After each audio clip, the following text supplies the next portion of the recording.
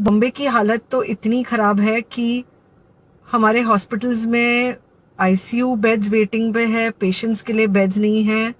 It's a very very helpless, यानी मुझे इतना हेल्पलेस और लाचार कभी फील नहीं हुआ है। We have to literally manage patients at home with oxygen, and this is not something we are enjoying. So I really want all of you to follow a few things that I really am requesting you to follow. First, आप लोग please safe रहो। अगर आपको लग रहा है कि आपको 1 साल से कोरोना नहीं हुआ है इसलिए आप कोई सुपर हीरो हो या आपकी इम्यूनिटी बहुत अच्छी है और आपको ऐसे कुछ नहीं होगा, तो आप गलत फहमी में हो। हम यंग लोगों को देख रहे हैं। I mean, we have a 35-year-old who's on the ventilator and we are not able to help people now. So we do not want, we really don't want any of you to be in that situation. So, sorry.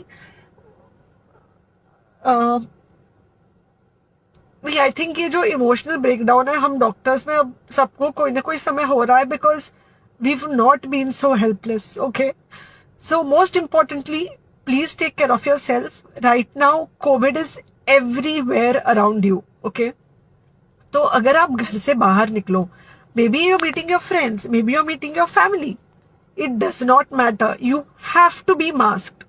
Okay, just because आपको अभी 1 साल से corona नहीं हुआ है या आपको पिछले साल कोरोना होकर जा चुका है, इसका मतलब ये नहीं है कि आपको वापस कोरोना नहीं हो सकता। You can still get covid. तो please keep yourself very well masked at all times.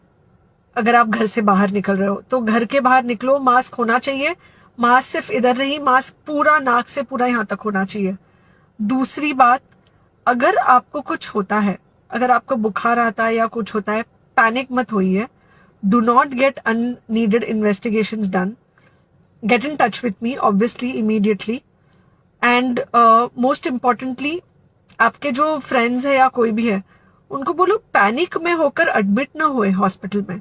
फिलहाल जो सिचुएशन है वो ऐसी है कि बहुत सारे हॉस्पिटल्स में स्टेबल पेशेंट्स एडमिट हो रहे हैं और बहुत सारे लोग जिनको एक्चुअली ऑक्सीजन की जरूरत है उनके लिए हमारे पास बेड नहीं है।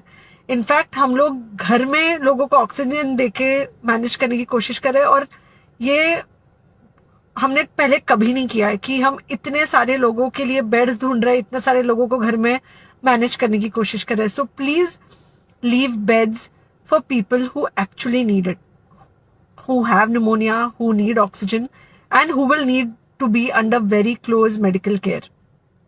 Third thing, if you have not taken the vaccine, अगर आपने वैक्सीन नहीं ली है किसी भी कारण से, हो सकता है आप ट्रैवल कर रहे हो सकता है आपको वैक्सीन की हिचक हो सकता है आपने कुछ व्हाट्सएप पे फॉरवर्ड पढ़ा हो कि वैक्सीन की वजह से कुछ साइड इफेक्ट्स हो रहे हैं या कुछ हो रहा है।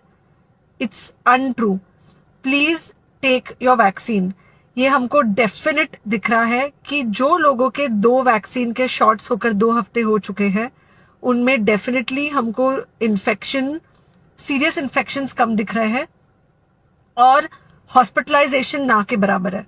So the vaccine is definitely helping. Okay, so take care of your self, do not take COVID-19 lightly. Please pray for the people in the hospital and please pray for the families and the caretakers of all these people in the hospital. उनको आपके प्रार्थना की बहुत जरूरत है और सबसे ज्यादा जरूरत है कि आप अपना ध्यान रखें। ओके, एंड बस घर पे रहो। आप कुछ हफ्तों तक सिर्फ घर पे रहो जब तक हम ये सिचुएशन ऐसे हैंडल कर सके कि हम एटलीस्ट कुछ हो जाए तो हम हॉस्पिटल में पेशेंट्स को ले सके। फिलहाल हालत ऐसी है कि डॉक्टर्स और डॉक्टर्स के रिलेटिव्स को भी नहीं मिल रहा है बेड। तो आप सोचिए कि it's an absolutely helpless situation. Okay, I think अगर हम सब इतना ध्यान रखेंगे we will definitely come through this second wave very well. Okay, and then we will have to work on not allowing a third wave. So third wave का हम बाद में सोचेंगे, वो तो नहीं आना चाहिए, पर जो ये सेकेंड वेव है इससे हमको कोई भी हालत में एकदम सेफली निकलना है। Okay, take care, I really love you.